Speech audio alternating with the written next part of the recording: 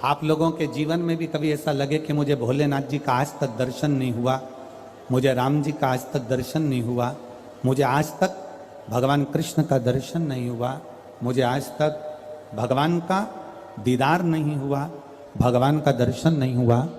तुम्हारे मन में अगर कभी ऐसा लगे तो एक बार 7 दिन का पूरा नियम ले लो। 7 दिन का पूरा नियम। कैसा नियम? सुबह से उठूंगा, सुबह से उठूंगी, मुख धोया ना धोया, कुछ खाया ना खाया, पलंग पर बस उठ के बैठी। जिसको अगर शंकर भगवान का, राम जी का, कृष्ण भगवान का, लोग कहते हैं क्या भगवान का दर्शन हो सकता है? 7 दिन का नियम धारण करो। सुबह उठो, पलंग पर उठते से ही सबसे पहले भगवान राम, कृष्ण या शिव जिसका तुमको दीदार करना है उसका 5 बार 7 बार नाम का उच्चारण करिए, उसको पुकारो। आप नहाए ना नहाए,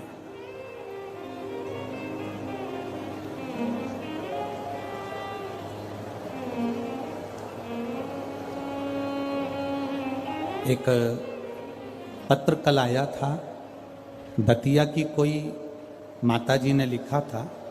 पत्र बड़ा अच्छा था और उस पत्र से केवल दतिया वालों का नहीं, संपूर्ण जितने श्रोता कथा सुन रहे हैं सबके लिए उस पत्र में बात है। केवल एक दतिया वालों के लिए नहीं, संपूर्ण। उस पत्र में किसी ने, माताजी ने लिखा था, गुरुजी हमें ये पूछना है कि हम स्त्री हैं, हम नारी हैं, और स्त्री महीने में रजो धर्म से हो जाती है, रजस्वला हो जाती है। कल का पत्र है वो, स्त्री रजो धर्म से हो जाती है, रजस्वला हो जाती है, रजो धर्म में आ जाती है महीने में। गुरुदेव उस समय पर वो ना मंदिर जा सकती है, ना भगवान के लिए कोई कार्य कर सकती है, ना वो कोई अच्छी जगह पर पहुंच सकती है। तो हमें केवल इतना सा पूछना है कि उस रजस्वला धर्म के समय पर क्या हम भगवान का नाम ले सकते हैं कि नहीं ले सकते? हम मंदिर नहीं जा सकते, शिवालय नहीं जा सकते, यज्ञ में नहीं जा सकते, अनुष्ठान में नहीं जा सकते, हम कहीं पर भी अच्छी जगह पर नहीं जा सकते, तो क्या हम भगवान का नाम ले सकते हैं कि नहीं ले सकते? तो महाभारत का चरित्र उठाकर देखिए, द्रौपदी का 3 दिन जो धर्म, और दुशासन ने चीर खींचा, द्रौपदी का बाल पकड़कर दुशासन सभा में लेकर आ गए।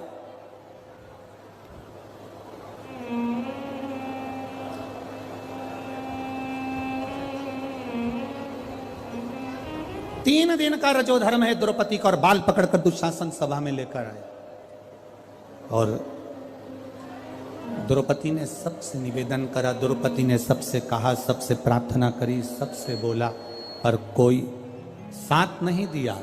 तब गुरु बाबा के कहने पर द्रौपदी ने भगवान कृष्ण को पुकारना प्रारंभ करा, भगवान को आवाज लगाना प्रारंभ करा। अब ये प्रश्न का उत्तर है तुम्हारा। पलंग पर भी पड़े हो ना, तो भगवान का नाम लेने में कभी संकोच मत करना। बीमारी में भी पड़े हो ना, भगवान का नाम लेने में कभी संकोच मत करना। बीमारी में, मल और मूत्र में भी पड़े हो, तो भगवान का नाम लेने में कभी संकोच मत करना। और अगर आप रजो धर्म में भी हो, पूजन नहीं कर सकते, कहीं जा नहीं सकते, पर नाम लेने में कभी संकोच मत करना, क्योंकि जीवन का क्या भरोसा, जीवन का क्या भरोसा। मंत्र जाप, नाम जाप, स्मरण, भगवान को पुकारना, भगवान का नाम लेना, ये बंद नहीं कर रहा है।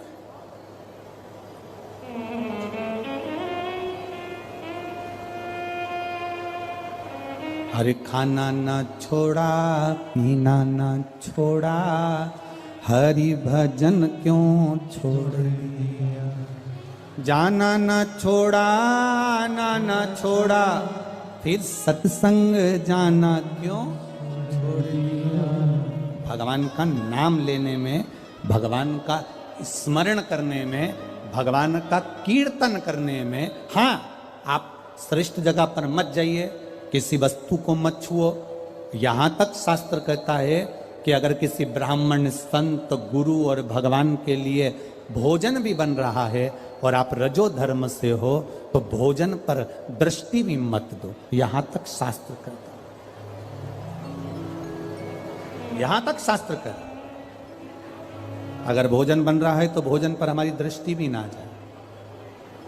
और भगवान का नाम ले सकते हो, आप उसे पुकार सकते हो।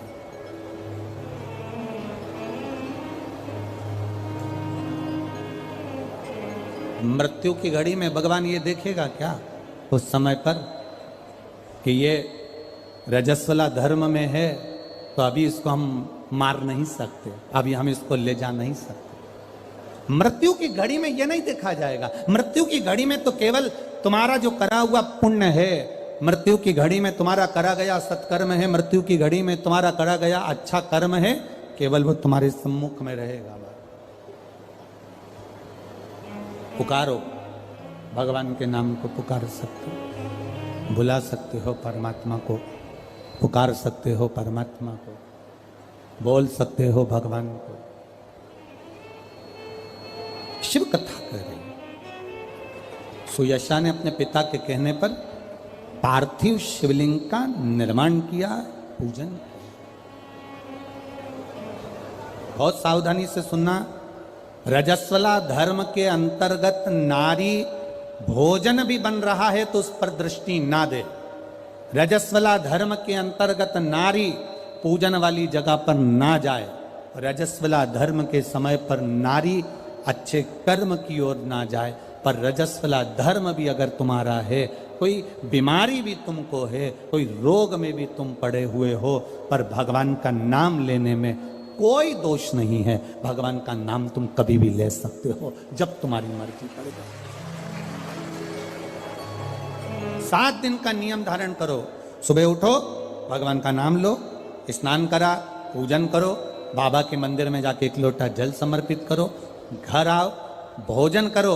भोजन करने से पहले अपने पास में थोड़ी सी अग्नि, जो तुम्हारे यहाँ चूल्हे में हो, जो भी अग्नि हो, उसको लेकर जो भोजन की थाली में भोजन है उस थाली के भोजन को निकालकर अग्नि में दीजिए। 1 रोटी निकालकर गौ माता की दीजिए, आधी रोटी जो भी भाग निकाल सकते हो वो स्वामी को दीजिए, और फिर बाबा का नाम लेकर प्रसाद समझकर भोजन को ग्रहण करिए। दिन में, शाम को अपने कर्म को करते करते भगवान का नाम लेते रहिए। जैसे ही प्रदोष काल आए, शाम का समय आए, भगवान देवाधिदेव महादेव का स्मरण कर कर 1 दीप दरवाजे के बाहर लगाओ और बाबा का भजन करो। 7 दिन जो नियम धारण करता है, 7 दिन में किसी न किसी रूप में मेरा महादेव आकर एक बार दर्शन जरूर देता है, ये निश्चितता है। पर उसमें हमारी पवित्रता होना चाहिए, उसमें हमारी पवित्रता हो, उसमें हमारी पवित्रता का भाव हो। हम पवित्र भाव से, शुद्ध भाव से हम भगवान का भजन करें।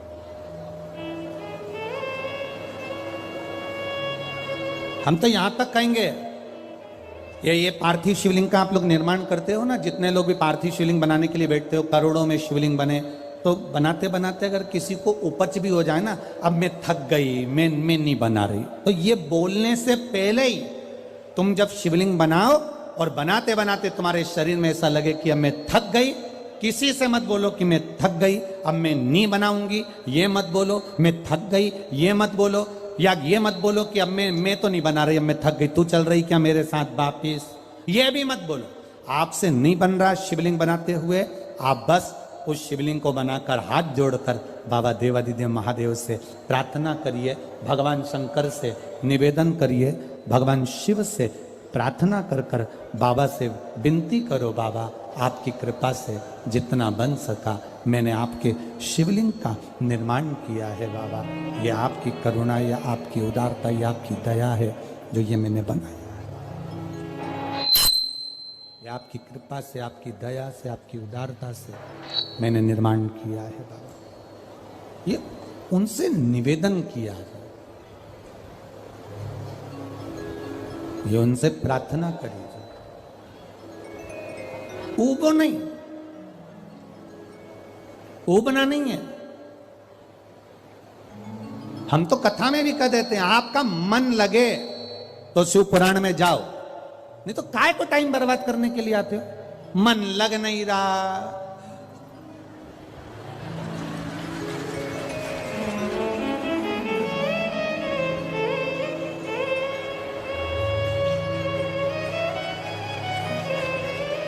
मन लग नहीं रहा, रत्ती भर भी और पूरी डेंटिंग पेंटिंग करके आई। 2 घंटे तक लाइन खींची, डब्बा भरा। एक दिन पहले उसके पास भी गई, धागा वाली के यहां, वहां भी पहुंची। तो भाई क्यों आए? कौन ने कहा तुमको कि कथा में जाना जरूरी है? कोई तुमको कहा कि भीड़ बढ़ाने जाओ? तुम्हारा मन लगे तो शिव महापुराण की कथा में आकर बैठो, नी लगे तो कथा में भी मत जाओ। अपने घर में मूंगफली सेको और 3 टाइम खाओ। समय बर्बाद करने मत जाओ। मन लगे, शिव कथा कर रही है, मन लगे तो महादेव के मंदिर में जाके 1 लोटा जल चढ़ाना।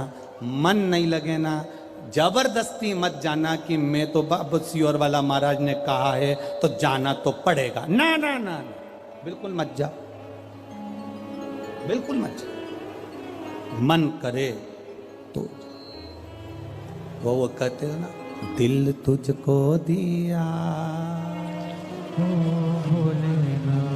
ये क्या कर दिया, अपना मन, अपना दिल, अपना हृदय परमात्मा को दे। और जिस दिन तुम परमात्मा को पहचान गए उस दिन परमात्मा तुम्हारा और तुम परमात्मा के। यहाँ इतनी ये दतिया की माताएं हैं, बहुत चतुर हैं। इधर साइड की माताएं बहुत चतुर। इधर की माताएं इतनी चतुर होती हैं कि शादी विवाह में अगर गणेश जी नहीं मिलते हैं तो ये गोबर का और मिट्टी का गणेश बनाकर मटकी पे रखकर पूजन कर देती हैं। और मिट्टी का भी गणेश नहीं मिलता, गोबर का भी गणेश नहीं मिलता, तो यहाँ की माता इतनी विद्वान है कि गुड़ की ढेली को तोड़कर आधी ढेली का गणेश जी बना देती और आधी ढेली का भोग लगा देती। और गणेश सरकार सही है, यहाँ की माता इतनी विद्वान है कि गुड़ की ढेली को, आधी ढेली को फोड़कर गणेश जी बना देगी और आधी को, हमारे यहाँ महाराष्ट्र में भी कहते हैं महाराज, गुलाचा गणपति और गुलाचा मेवा, मतलब गुड़ का ही गणपति और गुड़ का ही नैवेद्य भगवान को भोग लगा। दतिया की माताएं भी इतनी विद्वान है। जब गणेश जी नहीं मिलते, गोबर नहीं मिला, मिट्टी नहीं मिली, शादी के समय पर तुरंत घर की जो बुजुर्ग माँ होती है वो कह देती है गुड़ की खोड़ी रखिए ना, आधा टुकड़ा तोड़ मटकी पे रख दे, गणेश जी हो गए। भोग लगाने के लिए कुछ भी नहीं है ना, जो आधा गुड़ का टुकड़ा है ना उसी को भोग लगा दो। क्यों?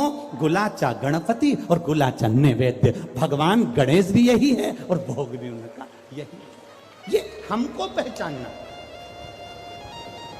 बूढ़ी माता पहचान गई कि गुड़ की ढेली में गणपति है और पूरे शादी में वो गुड़ का गणेश पुजाता रहा, पुजाता रहा, पुजाता रहा और गणेश जी भी आशीर्वाद देते रहे, क्योंकि वो बूढ़ी माँ ने पहचान लिया कि मैं गुड़ की ढेली में भी हूँ। जिस दिन हम पहचान गए कि ये जितने आए हैं और जितने भगवान के भजन करने वाले हैं, संसार में रहने वाला जलचर, थलचर, वायुचर, जितने जीव हैं, जिस दिन हम पहचान गए कि इनके अंदर भगवान है और सब में परमात्मा समाया है, उस दिन मेरे शंकर को मिलने में देरी नहीं लगेगी, वो मिल जाए। गुलचा, गुलाचा गणपति और गुलाचा आधा ये है। हम समझ नहीं पा रहे हैं भगवान।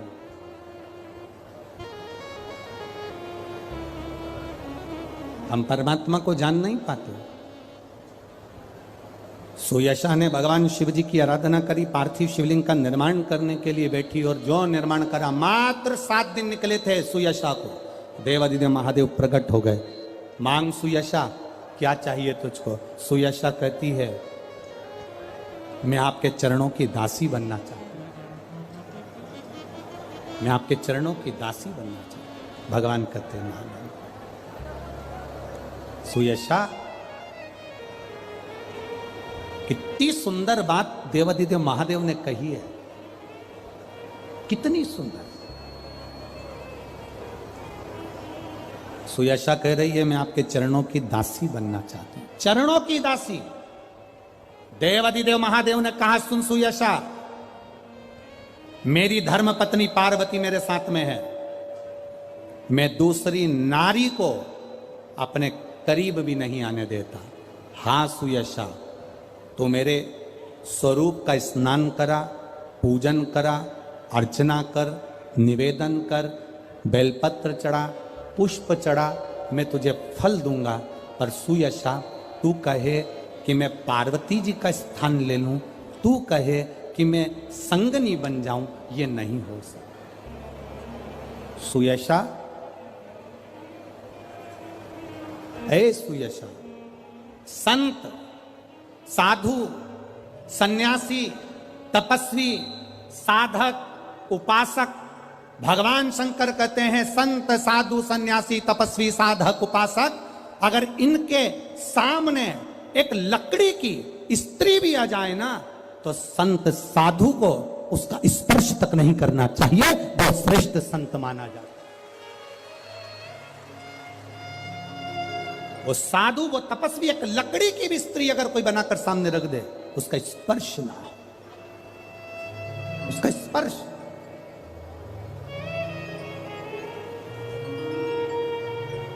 आप लोगों को थोड़ा सा बुरा जरूर लगता है, पर महाराज जी, हम जब सीहोर से चलते हैं तो एक फॉर्म भरवाते हैं, हम वहां से चलने पर एक फॉर्म भरवाते हैं कि व्यासपीठ